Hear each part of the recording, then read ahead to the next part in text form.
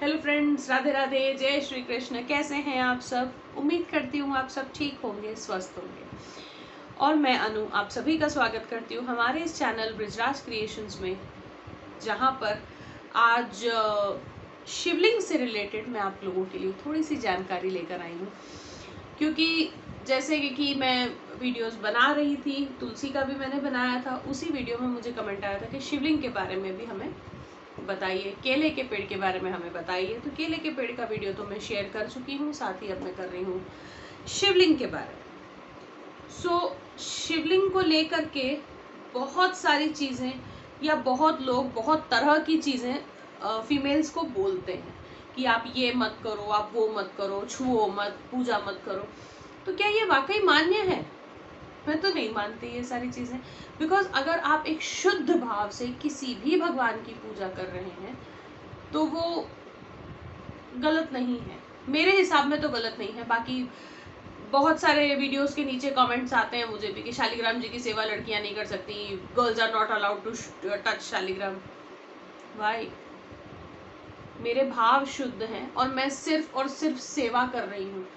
ये नहीं है कि मैं उनका जब श्रृंगार कर रही हूँ तो मेरे मन में कुछ और चल रहा है। जब मैं उनका श्रृंगार भी कर रही हूँ तो मेरे मन में सिर्फ ओम नमो नारायणा ही चल रहा है। अगर आपके भाव शुद्ध हैं तो आप किसी भी भगवान जी की सेवा कर लीजिए, कोई गलत नहीं है। बस आपके भाव शुद्ध, साफ होने चाहिए। बल्कि इसी से मुझे याद आया कि कई जगहों पे मैंने देखा है हनुमान जी को छूने नहीं देते हैं। मेरे यहाँ भी नीचे मंदिर है, वहाँ पे हनुमान जी को तिलक उनके पैरों से लेना या उन पे तेल चढ़ाना, सैटरडेज को जैसे हम चढ़ाते थे, वो नहीं करने देते हैं।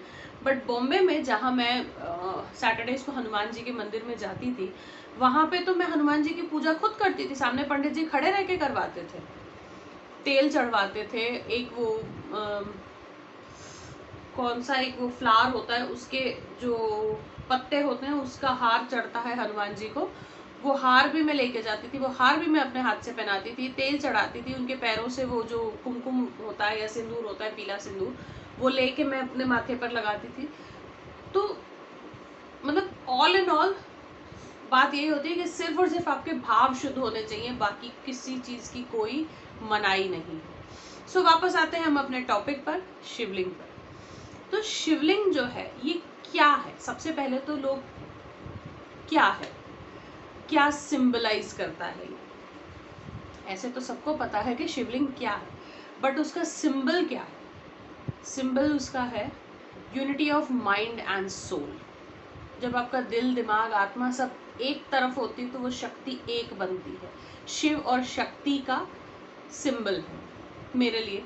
बाकी लोग जो भी कहना चाहें, मेरे लिए वो शिव जी और शक्ति माँ पार्वती जी का सिंबल है, उनकी चेतना है उसमें मेरे लिए। अब आते हैं, क्या फीमेल्स को शिवलिंग पर पानी चढ़ाना चाहिए या छूना चाहिए? जी बिल्कुल, आप जल अर्पण, जलाभिषेक जो है शिवलिंग का कर सकते हैं। और ऊपर से, जैसे शिवलिंग है, ऊपर से हम लिंग के ऊपर पानी डाल रहे हैं, वो हमें नहीं करना है।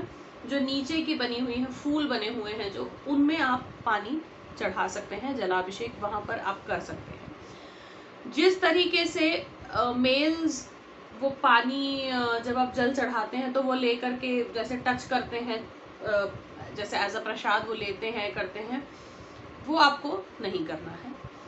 दूसरी बात है कि कई बार मैंने देखा है कि शिवलिंग पे जल चढ़ाने के बाद जो जल फूलों से बहकर आता है उसको ऐसे लोग लेके पी जाते हैं चरणामृत की तरह, लेकिन वो भी नहीं करना है, वो कार्य वर्जित है, वो नहीं करना है हमें। उसके बाद, can Shivling be placed at home? ये सारे क्वेश्चंस आए थे जिनके मैं आप लोगों को रिप्लाई दे रही हूँ। क्या शिवलिंग को घर पे रखा जा सकता है? जी बिल्कुल, शिवलिंग आप घर पे स्थापना कर सकते हैं, प्राण प्रतिष्ठा नहीं होगी। शिवलिंग आप अगर अपने घर में रखना चाहते हैं, घर में पूजा करना चाहते हैं, तो आपके थंब से बड़े, जितना आपका थंब साइज है उससे बड़ा शिवलिंग घर में नहीं होना चाहिए। बहुत बड़े शिवलिंग होते हैं तो उनकी स्थापना सिर्फ और सिर्फ मंदिर में ही की जाती है। शिवलिंग की स्थापना अगर आप घर में, घर के मंदिर में रखना चाहते हैं तो बहुत छोटे से, जितने छोटे चाहे उतने छोटे शिवलिंग आप ले सकते हैं। कई लोग कहते हैं स्फटिक के या मर्क्यूरी के शिवलिंग घर में रखने चाहिए। तो देखिए वो सारी चीज़ें मैं नहीं चाहूँगी कि वो सारी चीज़ें, उस तरह की चीज़ें घर में हों, क्योंकि मर्क्यूरी एक बहुत ही हज़ार्डस चीज़ है। वैसे अगर खुले में रखें तो बच्चे भी होते हैं, कई बार छू लेते हैं, कई बार तोड़ देते हैं, कई बार कुछ कर देते हैं। सो इसीलिए मर्क्यूरी या स्फटिक के शिवलिंग आप घर में ना रखें। आप नॉर्मल जो पत्थर के, काले पत्थर के या सफ़ेद पत्थर के मिलते हैं, आप वो रखें। और बाकी तो आपकी श्रद्धा है, आप जो चाहे लाएं। बट जो मेरे पॉइंट्स हैं वो मैं आप लोगों के साथ शेयर कर रही हूँ। और एक चीज़ है कि शिवलिंग को कई लोग तुलसी के पौधे के पास रख देते हैं, जो कि बहुत गलत है। शिवलिंग कभी भी तुलसी के पौधे में या तुलसी के गमले में या तुलसी के पौधे के पास नहीं रखे जाते हैं। शिव जी की पूजा में तुलसी का उपयोग नहीं किया जाता है। सो अगर आप लोगों के घर में भी तुलसी के पौधे में गलती से आप लोगों ने शिवलिंग रख दिए हैं तो प्लीज़ वहाँ से हटा लीजिए, क्योंकि वहाँ स्थान सिर्फ और सिर्फ शालिग्राम जी का है, शिवलिंग का नहीं है वहाँ पर। और साथ ही में शिवलिंग को कभी भी किसी भी खुले स्थान पर, घर के आंगन में कोई खुला स्थान हो, कुछ हो, वहाँ नहीं रखा जाता है। हमेशा कवर्ड में रखा जाता है, मंदिर के अंदर रखा जाता है, किसी भी कवर्ड जगह पे रखा जाता है। शिव जी की, शिवलिंग की या शिव परिवार की पूजा विधि। तो शिव जी या शिवलिंग की जब आप पूजा कर रहे हैं तो उन पे आप भांग, धतूरा, भस्म, साथ ही आलू, चंदन, चावल और धूप दीप दिखाकर पूजा करें। ये सारी चीज़ें आप शिवलिंग पर चढ़ा सकते हैं। दूध, मैंने एक बार पहले भी जब शिव जी की पूजा करके दिखाई थी कि डेली रूटीन में मैं शिव जी की पूजा किस तरीके से करती हूँ, तो दूध मैं नहीं चढ़ाती हूँ, क्योंकि मेरा मानना ये है कि दूध अगर मैं ऐसे बहुत ज़्यादा, कोई मुझे फ़र्क नहीं पड़ जाएगा अगर मैं इतना सा दूध लेके उनके जलाभिषेक कर भी दूँगी, लेकिन वो दूध बाद में मैं कहाँ करूँ, वो चीज़ मेरे मन को बहुत खटकती है। इसलिए अगर आप दूध चढ़ाना ही चाहते हैं तो दूध आप किसी ज़रूरतमंद को दे दीजिए, जिसकी बोलते हैं ना कि बहुत मेहनत, बहुत परिश्रम करके एक चाय पीने की तलब कभी आपको भी हुई होगी, उसी तरीके से शायद वो चाय पीने की तलब उस मेहनत करने के बाद एक इंसान को भी होती होगी, उस ज़रूरतमंद इंसान को भी होती होगी। या फिर हो सकता है कि उसके घर में छोटा सा कोई बच्चा हो जिसकी भूख मिटा सकता है वो दूध। सो एक पैकेट आप दूध उनको दे दें, क्योंकि भगवान ने भी हमेशा ये कहा है कि अगर आप अपने आप में सक्षम हो कि किसी की मदद आप कर सको, अपने आप में परिपूर्ण हो, तो ज़रूर अपने से नीचे तबके में ज़रा देखो और उनकी मदद करो। अगर आप कर सकते हो तो ज़रूर उनकी मदद करो, क्योंकि भगवान ने कभी नहीं कहा कि मेरे ऊपर दूध की नदियाँ बहा दो। सो ये हमारे भाव हैं कि हम भगवान जी का जलाभिषेक करते हैं या दूध से अभिषेक करते हैं या जिससे भी करते हैं। ये फिर कहूँगी, किसी को हर्ट नहीं करना चाहती हूँ मैं, ये मेरे विचार हैं जो मैं शेयर कर रही हूँ। हो सकता है आप लोगों को ये गलत भी लगे, हो सकता है किसी को सही भी लगे। साथ ही में कई लोग फ्रेश जो नारियल पानी होता है, हरे वाला नारियल पानी होता है, कई लोग शिवलिंग पर वो भी चढ़ाते हैं, तो वो भी नहीं चढ़ता है शिवलिंग पर। नारियल पानी से अभिषेक नहीं किया जाता है। वैसे अगर आप देखें जो हमारा विधि है उसके हिसाब से शिवलिंग पर सिर्फ और सिर्फ साफ जो जल होता है, शुद्ध जल और गंगा जल का मिश्रण ही यूज़ किया जाता है उन पर जलाभिषेक करने के लिए। इसके अलावा आप उन पे कुमकुम या सिंदूर भी नहीं लगाएंगे।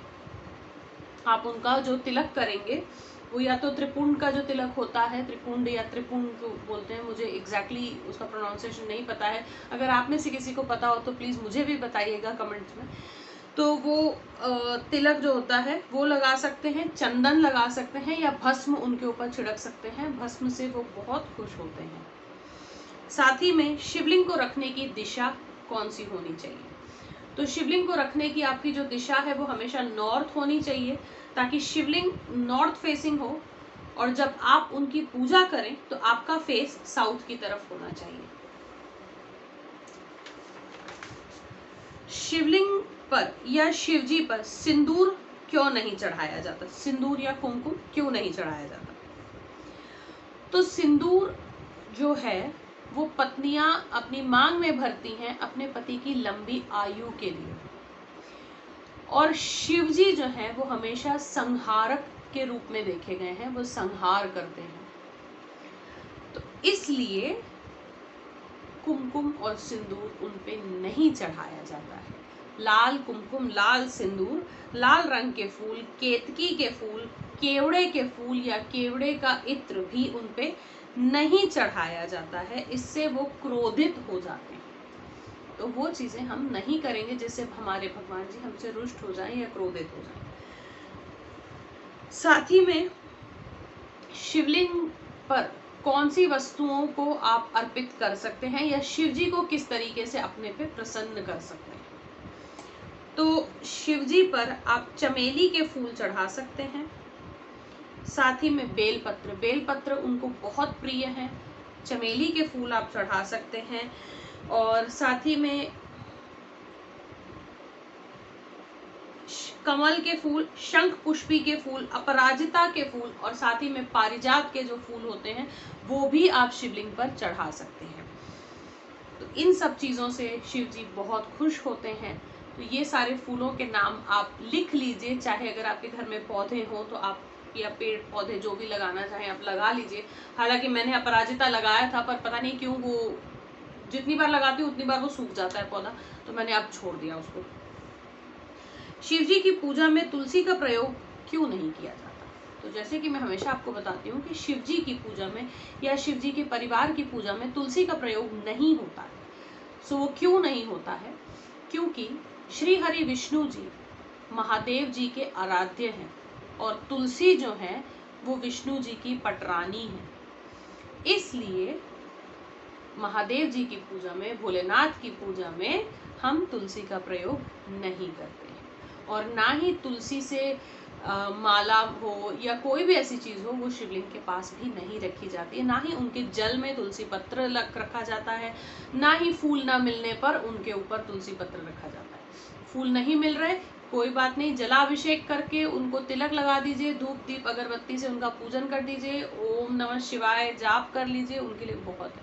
अपना मन साफ रखिए, और अगर आप सक्षम हैं किसी की मदद करने में तो उनकी मदद जरूर कीजिए, क्योंकि जब किसी भूखे के पेट में एक निवाला खाने का भी जाता है और उसका मन तृप्त होता है ना, तो जो उसके मुंह, उसके मन से जो दुआ निकलती है वो दुआ हमारे पता नहीं कितने पाप हमारे काट देती है। सो इसलिए अगर आप सक्षम हैं और आप करना चाहते हैं तो किसी जरूरतमंद की मदद जरूर कीजिए। और आज का टाइम ऐसा है कि हर कोई मतलब जैसे मैं आजकल न्यूज़ देख रही हूँ, इस कदर चोरियां हो रही हैं ऑक्सीजन सिलेंडर्स की, वैक्सीनेशंस की, देख देख के मेरा मन अंदर से दहल गया है बिल्कुल कि ये क्या है। मतलब लोग इंसान को मारने पे तुला हुआ है।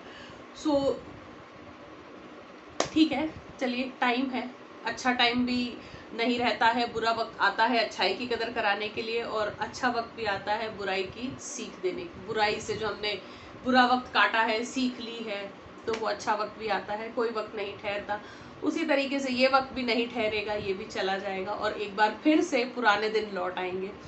बस यही प्रार्थना है भगवान से कि भगवान बस करो अब परीक्षा लेना और पुराने दिन लौटा दो, जो भी पाप किए हैं बख्श दो और हम सबको इस पीड़ा से मुक्त करो। सो इसी कामना के साथ कि हमारे पुराने दिन जल्दी लौट कर आएंगे और इस पीड़ा का जल्दी अंत होगा, मैं अनु आपसे विदा लेती हूँ इस वीडियो से। अगले वीडियो में जल्दी मिलूंगी। राधे राधे।